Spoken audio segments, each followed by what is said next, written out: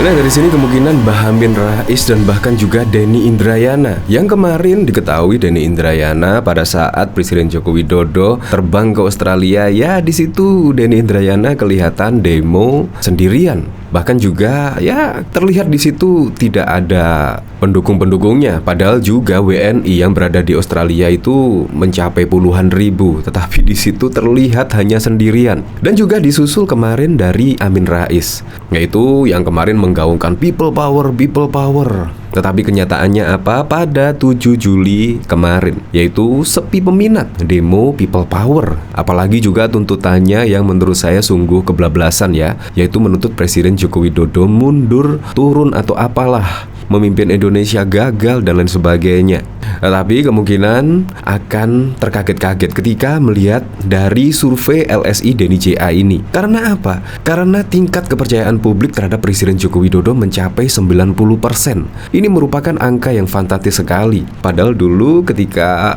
Presiden Joko Widodo pada tahun 2019 itu memperoleh suara ya kalau nggak salah 54% ya kalau nggak salah ya. Tetapi di sini saat ini di akhir masa jabatannya kepercayaan terhadap Presiden Joko Widodo mencapai 90%. Nah, ini bahkan juga dikomentari oleh Magang Camat, Kadrun mampus. Kadal hampir punah, tinggal 10%. Ya bisa jadi yang 10% itu yang kemarin ikut demo people power, ya yang hanya dihadiri beberapa orang saja. Dan bahkan di Jakarta kemarin hanya dihadiri 50 orang kalau nggak salah. Dan di Solo dihadiri oleh 150 orang saja. Bayangkan, padahal people power.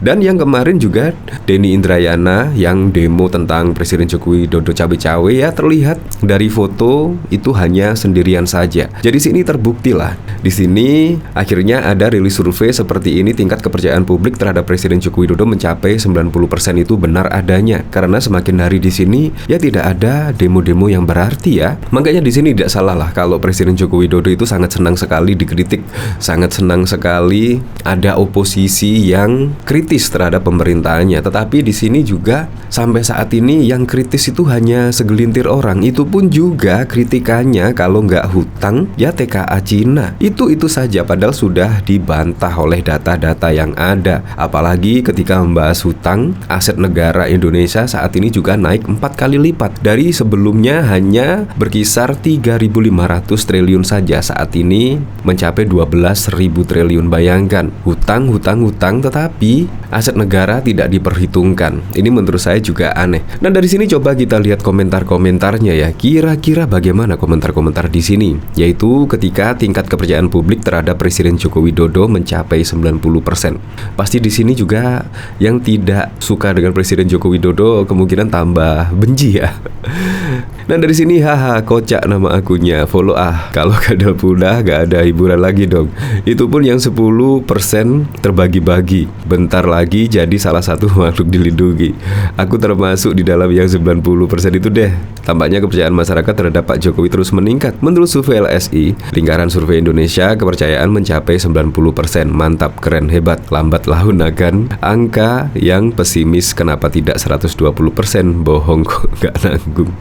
Nasi bungkus berkurang. Nah, dari berita ini, yaitu dari survei detik.com. Di sini survei Lingkaran Indonesia LSI JA menyebut tingkat kepercayaan publik terhadap Presiden Joko Widodo mencapai 90%. Dari angka tersebut, mayoritas responden adalah pendukung dari calon Presiden Prabowo Subianto. Survei digelar selama periode 30 Mei 12 Juni 2023. Metode survei itu menggunakan multi-state random sampling yang melibatkan 1.200 responden. Nah, bayangkan, padahal di sini juga 90% dari angka tersebut mayoritas responden adalah pendukung dari calon Presiden Prabowo Subianto. Entah nggak tahu maksudnya apa di sini ya. Wawancara dilakukan tatap muka menggunakan kuesioner. Survei diklaim dengan margin of error sebesar kurang lebih 2,9%. Nah, dari sini kita melihat ya, walaupun dulu Pak Prabowo Subianto dan Presiden Joko Widodo ya terlibat pertarungan sengit lah pada tahun 2014 dan 2019. Bahkan juga pendukung-pendukung dari Prabowo Subianto seringkali memfitnah Presiden Joko Widodo Widodo selalu mengkritik pemerintahan Presiden Joko Widodo, tetapi saat ini ya malah tingkat kepercayaannya justru dari mayoritas responden pendukung dari calon Prabowo Subianto. Sungguh di luar dugaan sekali ya. Ya kalau Ganjar Pranowo tidak usah disebut lah. Kalau Ganjar Pranowo pasti percaya dengan Presiden Joko Widodo. Dalam survei ini kepercayaan publik terhadap Jokowi sebesar 90%. Dari kelompok ini sebanyak 36,1% mendukung Prabowo. Tingkat kepercayaan publik terhadap Presiden mencapai 90,0%. Ini kemungkinan tingkat kepercayaan yang paling tinggi ya dari presiden-presiden sebelumnya. Ya dari Pak Soekarno, dari Soeharto, dari Pak Habibie, Megawati, Pak Gus Dur, SBY dan lain sebagainya. Kemungkinan di sini adalah kepercayaan terhadap kinerja terhadap presidennya menurut saya angka yang paling tinggi ya, yaitu 90%. Nah, jadi di sini menurut saya pantas lah kalau Denny Indrayana pada saat demo di Australia tidak laku karena memang tingkat kepercayaan terhadap masyarakat 90% benar adanya kalau dilihat dari sini. Di sini mantan Wakil Menteri Hukum dan HAM Denny Indrayana menggelar demonstrasi. Kalau demonstrasi biasanya kan ya banyak ya, tetapi ini cuma satu saja. Dalam demonstrasi Denny meminta Presiden Joko Widodo untuk tidak melakukan cawe-cawe pada pemilu 2024 dan menghentikan dinasti politik serta bisnis keluarga.